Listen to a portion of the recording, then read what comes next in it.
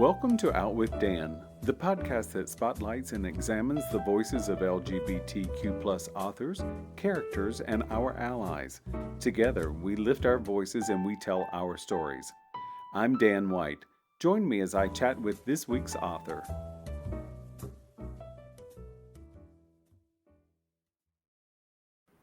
Hello, and welcome back to Out with Dan. Today, I'm excited to talk to Amber and Danielle Brown about Perfect Little Lives. Welcome. Thank you. This book was such a delicious thriller, and you did a perfect job at keeping me guessing as to which way we were going to go at the end. So I loved that. Good. Love to hear that. Is there a particular reason you chose to have your main protagonist's dad had been framed for murder? Is there a particular reason you chose that direction, or was that just something you wanted to play with? Well, yes, that we chose that specifically just because not only do we have experience, not in the sense that it wasn't just, but we know a lot of Black men who have been jailed. Our dad was in prison. It's very common that the justice system works one way for certain people and a different way for other people. And we just wanted to explore that. And I love that. I don't love the fact that the justice system doesn't do right, but I do love the fact that you explored this, because in reading this, I really realized how many times I've heard this type of story and how it always bothers me, because the justice system should be totally blind and it should work for everyone. One of the things that I would notice is it must be difficult for the victims to ever have a second voice. Does that make sense? Mm-hmm. After the first bite of the apple and the justice system has decided, it must be one hell of an uphill battle. Do you feel the same way? Yeah, definitely. I also feel like, because the story touches on, so our main character, Simone, it's her dad who went to prison, but he went to prison for murdering her mom. And before, it was ruled as a murder, she went missing. And that's also something that is common, is that those cases aren't taken as seriously. Or in this case, it just what even though this took place in a very affluent city, the resources weren't really used for a really comprehensive investigation. They just kind of jumped things and said, oh, he did it. And, right. He's the big black scary guy. And, corners were jumped, and the investigation for the victim was not just. And for Simone having to go through this, that's kind of where the story picks up. It's been 10 years since her father's been locked up. And this whole time she's been trying to appeal the decision, but it's just hard. It costs a lot of money. And yeah, it's just always going to be hard for her. That's why the story, she's really searching for closure. She kind of just wants all the answers so she can finally move on. I think that as human beings, when we're put up against something that is so difficult, we do want closure. When you have a loved one that's been incarcerated for something that you don't believe they did, you are always searching for something to make you right, to make you, to make you whole, because you're left in this situation that you're in a lurch and you can't go forwards or backwards.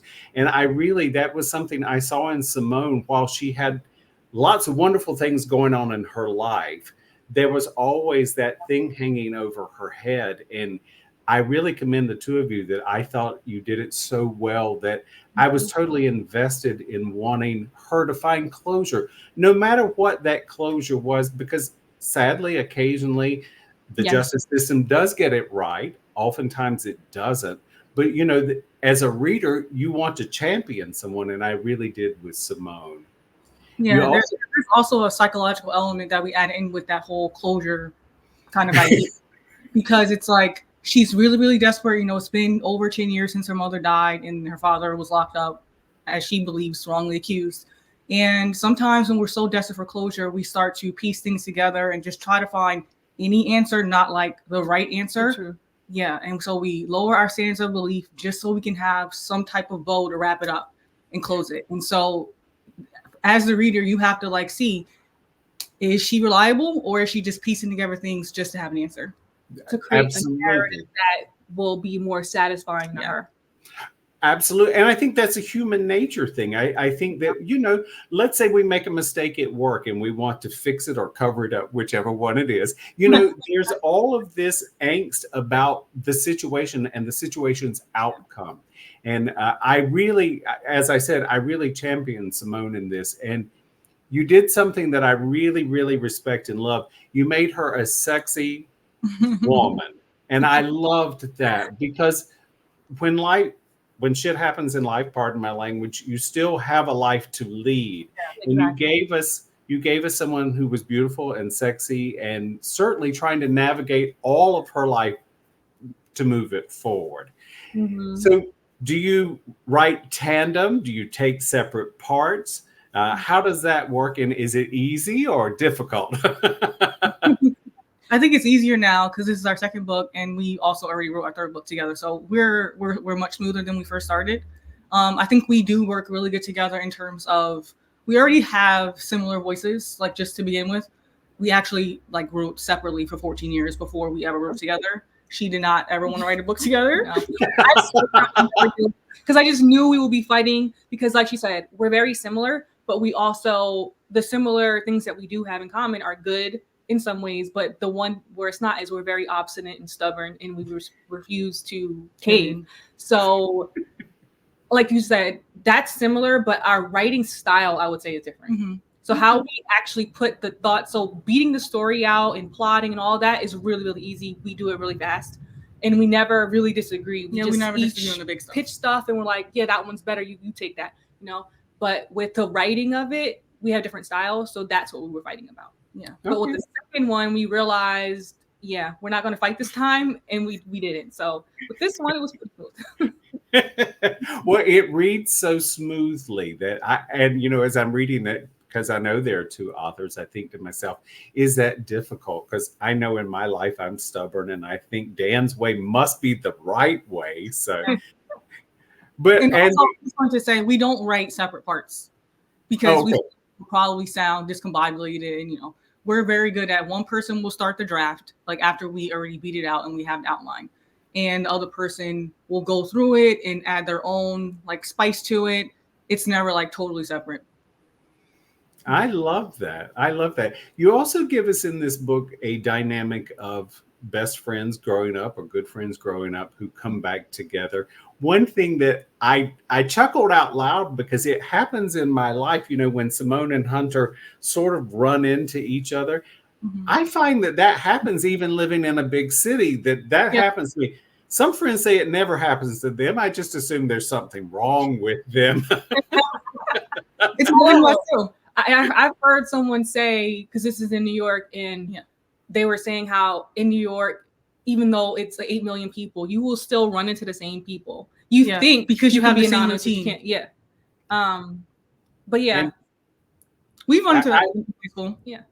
Yeah, I'd find the same thing here. I was on 3 different freeways last month and saw the same car, and we weren't just right behind each other. We were different places in traffic, and I'm like, why are because it is human nature. Yeah. So, but that's one of my favorite tropes is childhood friends growing apart. For them, they were separated from circumstances after the murder took place and her dad was locked up. Mm-hmm. Her mom is dead too, so she had to go live with her aunt who wasn't in an affluent area, and so they just kind of fell apart. Yeah. Not fell apart, because that grew apart. And yeah, I love that. Just weird. Oh, haven't seen you. It might be awkward, but then for them, they kind of fall back into their friendship. But it is different because they're a lot older. Yeah, and I do find that sometimes when we're younger and we share something special with someone, that when we've been apart and come back together, we sort of fall in simpatico because we know each other. I was talking with an author recently, the things we do when we're younger have such a large impact on the future, especially if you're in your teens or 20s and you have a friendship, it seems to last a lot longer over a big span of time. 100%. Yeah. one of the things that I thought you did lovingly and delicately, but very directly, is what happens when you lose that part of affluence and how life changes. And it does. And will you speak to that a little bit? Mm-hmm. Well, the concept really came from, so we're from New Jersey. It's called East Orange. It's called, but then there's a West Orange and a South Orange and an Orange. And so the West Orange, which is the closest to East Orange, and the South Orange are extremely affluent. Like Whoopi Goldberg lives in West Orange. Okay. And East Orange is just dilapidation. There's nothing there. It's just, my dad used to say it looks like a war zone. So we grew up, and then in Essex County, where these cities are, there's Short Hills, which is the most affluent place. That's kind of what inspired Golden Heights is kind of modeled after. And so we, you get on the highway and you just see the mansions and you're just like, oh, I just want to live here. And so we thought, like, let's discuss class in that way to, start off one way and then have to, because as a child, that's all you know. Yeah. And then have to step out of that and have to adjust for no fault of your own, not even any fault of your parents. It's just circumstances. So, yeah.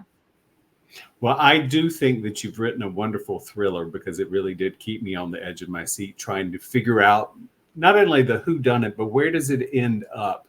Yeah. Because when there is a wrong, injustice, then there's collateral damage, and there's collateral damage typically all over the place. It's not just one thing. It affects everyone. Did you set out knowing how the book would end? Probably not. Not really. Because I feel like when we're plotting, we're really just looking at the psychology of the character, and we might have an idea, like a pool of people it could be, but then just depending on the events, the decisions that the character makes, it becomes clear who should be the killer and who shouldn't be. Like, I feel like there'll be a pool of people who have a motivation. Yeah. Mm-hmm. And it takes us writing it a little bit, like after the outline. So after outline stage, once we start writing, we'll usually come together and be like, maybe this person should be the killer instead of this person. Or, it really takes getting into the character and seeing where the story leads, because things change all the time. Yeah. Absolutely. And, as a reader, I think that makes me a lot more interested and invested in reading it, because, you don't give me just one, you give me options, of course, which keeps the reader guessing, which is what you want to do as an author. But I really did, all along the way, I was like, oh, it could be this or it could be that. And I did like it. And I liked the characters you put around the main characters as well. Mm-hmm. There's lovely placement of certain people in certain parts of the book that just moves the dialogue along. Jasmine tickled the stuffings out of me. So I think everybody knows at least 1 or 10 Jasmines in life. Yeah. Except for the protagonist, did you have a particular character that was your favorite to write or to torture? For me, definitely Hunter, which is her childhood best friend and neighbor. Yeah, we love the banter. Yeah, the connection, and just the ride that their relationship goes on was fun. I also, when I read over the Kate scenes, I love those. That was really fun writing it. Kate is her neighbor's mom. Yeah. Kate is a fun character. I mean, there are so many layers to the Kate onion, and that was wonderful. Simone's dad really, he says a few things towards the end of the book, and you just want to adopt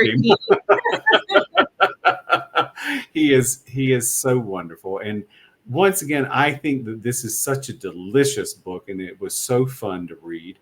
Do you have a website or social media you'd like to share?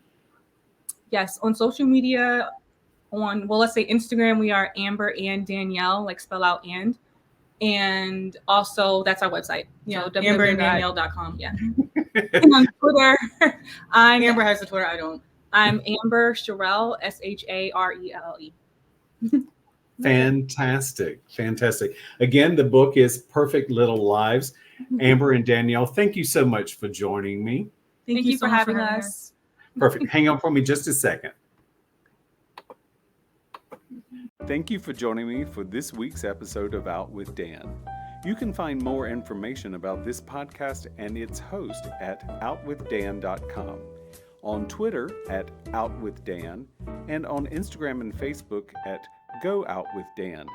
This podcast is hosted by Authors on the Air Global Radio Network, and the theme music is provided by bensound.com. Join us again soon for the next episode of Out with Dan.